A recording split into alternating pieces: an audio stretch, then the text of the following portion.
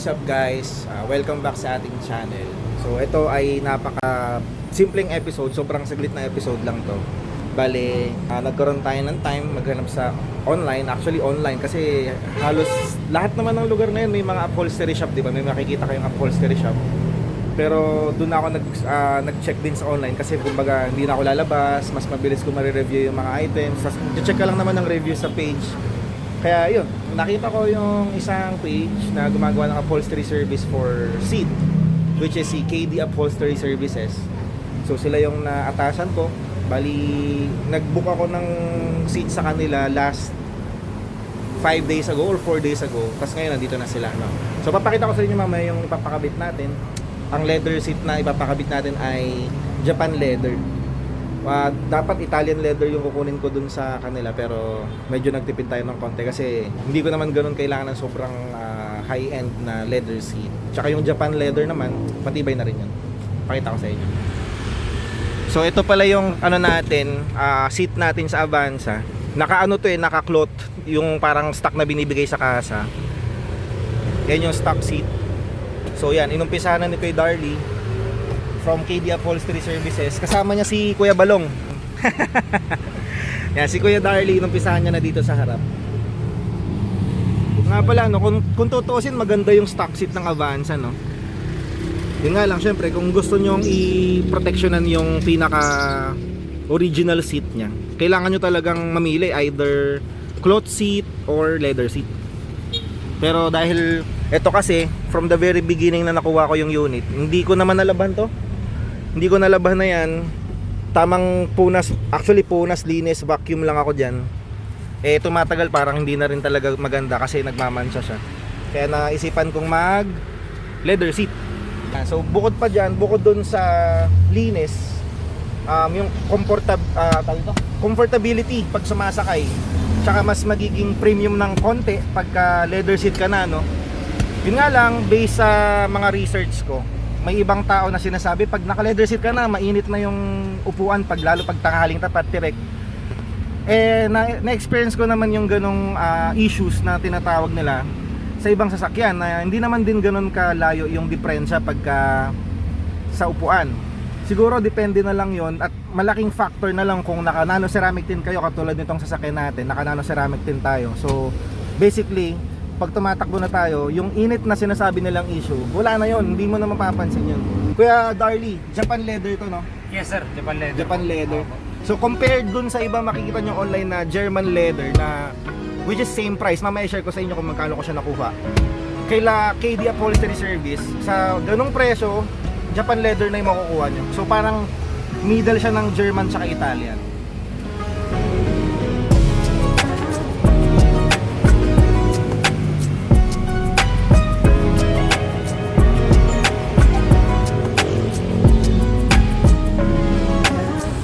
Si Kuya Balong busy. Grabe guys, no? Isipin nyo, dito tayo sa Parañaque. Tapos sila Kuya Darly, galing pa sila ng... Saan kayo sa Bulacan, Kuya? Marilao sir. Marilao, Bulacan. Tapos home service pa yan, ha? Isipin nyo, ha? Gamit lang nila is yung, ayun, no? Yung MIUI 125. So may 2 oras din siguro yung biyahe nyo, Kuya, no? Grabe. Pero yun, bago sila magpunta dito, meron silang sinervisan din sa Malabon. So Malabon muna bago dito sa Parañaque. Inabot lang sila ng hapon, pero good thing may liwanag pa naman. Tsaka yun yung isang kinagandahan sa KD. Although yung ibang page, ganun din naman yung service, may mga nag-home service. Pero kay KD Upholstery, ganun din naman. Pero kumbaga, pag nagsabi sila na pwede nang i-install, kayo na lang yung magbibigay talaga ng time kung kailan kayo libre. So natapos na nila tong isa. Gagawin pa nila yung sa driver side, console, gitna, tsaka likod.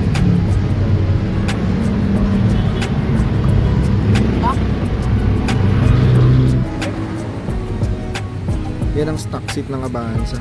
Maganda rin talaga siya. Kaso kailangan natin i-leather kasi lagi natin gamit.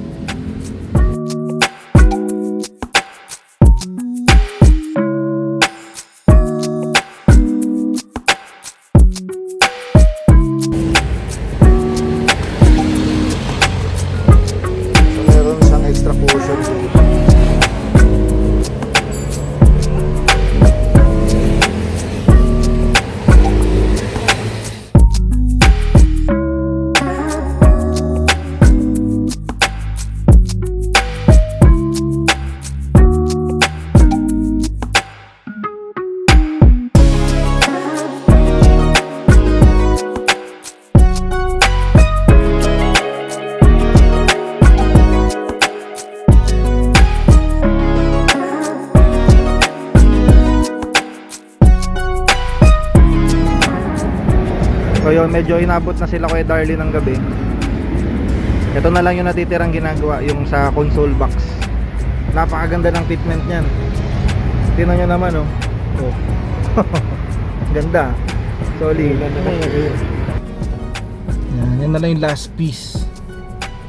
So nakabit na yung sa harap, sa driver side. Yun na lang yung natitira.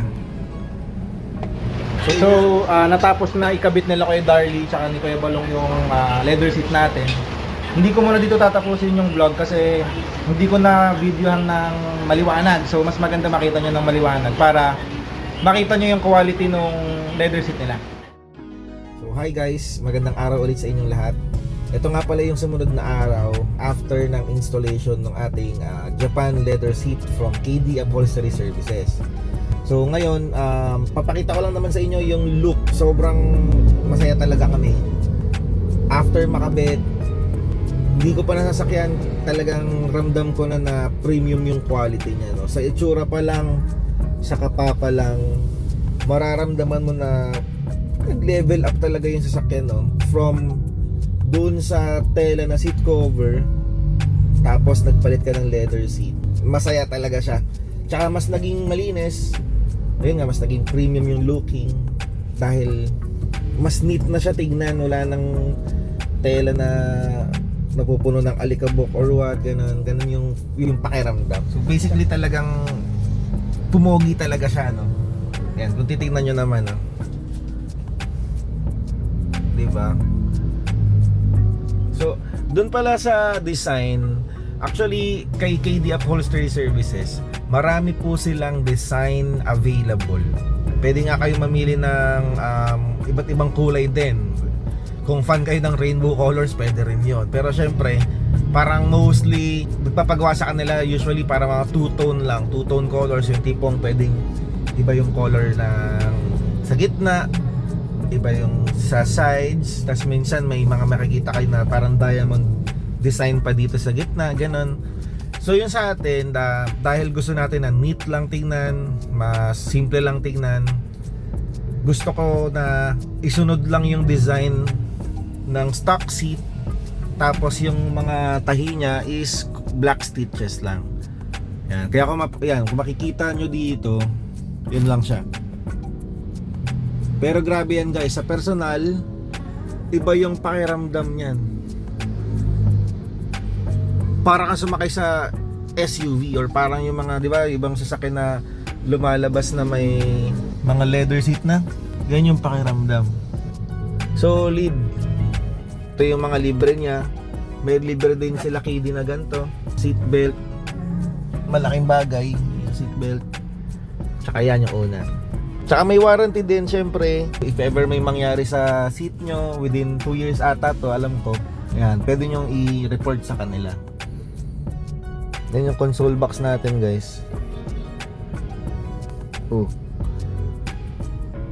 Diba? Ang solid. So balik tayo dun sa mga ano ba yung benefits, parang pros and cons tayo, no? Sa tela na seat cover, yung una nating nakalagay dito sa Avanza natin. Ang pros nun, pag galing sa init, mabilis siya lumamig, mura, yun nga, nalalabhan. Tapos madali magpalit kung gusto niyo ng iba't ibang kulay. Napakadaming pwedeng paggawaan ng upholstery services na gumagawa ng tela na seat cover ng sasakyan. Yung cons naman ng tela na seat cover, doon pumapasok yung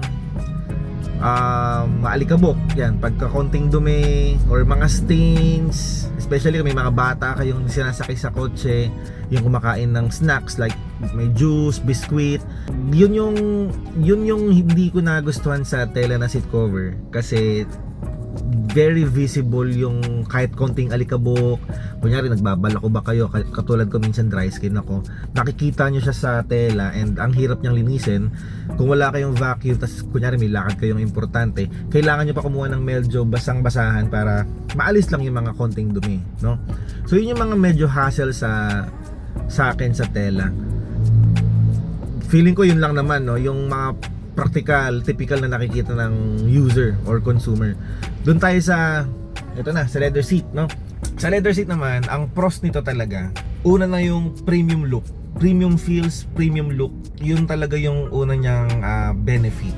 Second benefit niya, yung comfortability, tsaka yung linis. Yung sinabi ko kaninang cons sa tela na seat cover, like yung mga alikabok, dumi, stain, lahat yun madaling linisin. Yun yung hinabol ko dito. Madaling linisin, premium look. Sa cons naman na nakikita ko dito, yung maintenance lang. Pero para sa akin hindi naman siya totally cons. Kasi kung sa tela na seat cover, maintenance ay laba lang, although hassle. Sa leather seat, ang maintenance nyo nandito ay kailangan lang meron kayong wipe out or appropriate wax na ginagamit para natatanggal nyo rin yung mga stains. Ang leather seat naman, hindi naman almost everyday yung ibang tao dyan gumagamit ng pang-upuan na wax. Mostly, lalo pa sa mga kakilala ko, nawasan tubig, basahan, punas. Tapos after that, yung wipe out o yung wax na sinasabi ko, very minimal lang yung ilalagyan nyo ng ganon. Kasi kung wala naman masyadong dumi, hindi rin appropriate na nag-a-apply palagi ng ganon. Depende, case to case basis. Pero kung maintenance wise, hindi siya mahal para sa akin. Yung pagpapagawa naman, for example, napunitan kayo ng leather seat, mura lang din, tututusin, mura lang din magpaayos ng, kunyari na natastasan, mura lang din naman siya, hindi naman siya kakain ng malaking pera. Tsaka syempre, dahil naka leather seat kayo, andun yung pag-iingatan nyo yung gamit, di ba? Yun, andun papasok yung pag-iingatan nyo yung gamit. Kasi kung hindi mo ingatan, dun ka lang naman gagastos. Okay? Ito additional information na lang. Sa pros, no? Sa pros, isa sa pros, kasi kagabi nagbiyahe kami ni Mrs. Sinundo ko yung Mrs. ko sa trabaho. Tapos naka-aircon ako, technically naka-aircon. Yung isa sa nakita ko, naramdaman ko nung naka-leather seat na ako, malamig, yung upuan ang lamig din talaga. Lumalamig yung seat, no? Mas kung ano yung lamig ng AC mo, ganoon din yung lamig ng upuan. Mararamdaman mo siya agad. Tapos, yung scent ko, bali ito share ko na rin sa inyo. Yung gamit kong scent ay Ikeda na Marine Squash. Solid to, mabango to. Kumbaga, mare-refresh talaga kayo. Yung scent niya talagang kumalat sa buong sasakyan. Tapos inaamoy ko yung seat. Parang, alam mo yun, parang dumikit na yung amoy ng car scent dun sa seat cover. Which is nice for me kasi lagi ko nga siyang gamit yung sasakyan. Tapos binabiyahe kasi natin tong sasakyan. Kaya for me, yun yung mga okay na pros na naka-leather seat cover. Sa cons naman, dun tayo sa isang pang additional information sa cons. Sabi nila, pagka, kaya katulad ito, mainit no? Sabi nila, madali daw uminit ang leather seat. Kung iisipin nyo naman, kahit naman hindi sa sasakyan, no? Kahit yung mga gamit nyo like bags, sapatos, o yung mga leather seat nyo sa bahay, na sofa, di ba pag mainit talaga siya. Especially sa kotse, lalo't pag nasa ilalim kayo ng araw, mainit talaga yan initially. Pero the moment na nag-start kayo ng sasakyan at naka-aircon ka naman, kung okay naman yung AC mo, hindi ano na yan parang mawawala na yung init factor Katulad nito, ang AC ko naman mababa lang. Nakaset lang ako sa lowest ko sa AC, pero wala naman siya yung mainit.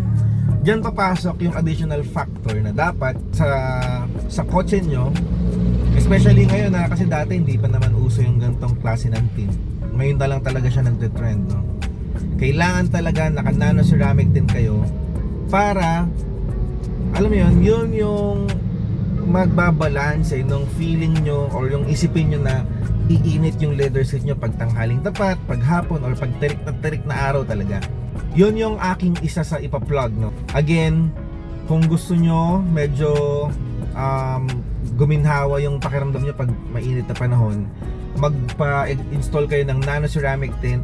Ipa-plug ko lang si Ceramax Philippines. Diyan kayo magpakabit, sobrang solid niyan. Papa Jet Reno, sobrang solid na tao, napakabait, wala kang masasabi talaga doon. And sa service nila, sobrang solid ang service nila. Kita nyo naman, no? Yan, dahil naka-nano ceramic din tayo, yung nararamdaman ko dito kahit saang part ng sasakyan, yun din dito kahit naaarawan ng konti. Actually wala na akong ibang i-discuss dahil alam nyo naman na siguro sa iba, pero gusto ko lang encourage na try nyo rin, di ba? Kasi isa siyang step up, isa siyang upgrade, and pretty sure pag nag-leather seat na kayo, yung excitement mararamdaman nyo. Kung ano yung naramdaman ko, definitely 100% mararamdaman nyo din yun. Yun lang guys, salamat sa panonood. See you on our next vlog.